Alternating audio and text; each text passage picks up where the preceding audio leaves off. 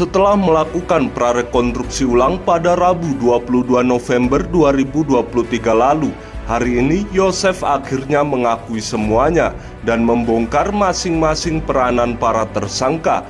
Mimin dan kedua anaknya yaitu Arigi Reksa dan Abi langsung ditahan hari ini juga. Seperti inilah peranan ketiga tersangka ini dalam kasus pembunuhan Tuti Suhartini dan putrinya Amelia Mustika Ratu.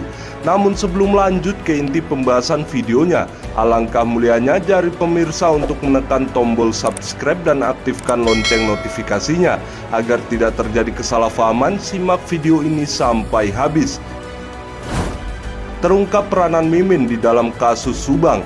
Ini yang dilakukan istri muda Yosef Mimin kepada kedua korban, yaitu Tuti Suhartini dan Amelia Mustika Ratu. Peristiwa pembunuhan Tuti Suhartini dan putrinya Amelia Mustika Ratu yang kemudian dikenal dengan kasus Subang ini kembali dilakukan rekonstruksi.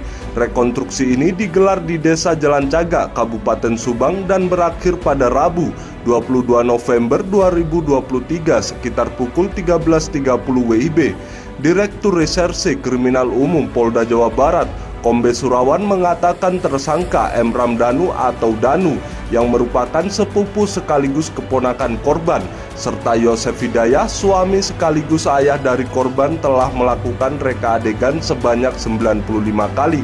Kombes Surawan menjelaskan dalam rekonstruksi tersebut tersangka Yosef melakukan reka adegan sesuai dengan keterangan dari tersangka Danu, melakukan sekitar 95 reka adegan dari keterangan Danu. Beberapa kali memang ada penolakan dari Yosef, namun ada juga yang dilakukan, kata Kombes Surawan di lokasi kejadian. Yosef melakukan reka adegan mulai meminta bantuan terhadap Danu hingga melakukan pemukulan terhadap Tuti dan Amelia. Mulai dari warung pecel lele, Yosef yang meminta bantuan terhadap Danu untuk menjalankan aksinya hingga terjadi adegan di lokasi kejadian, ucap Kombes Surawan.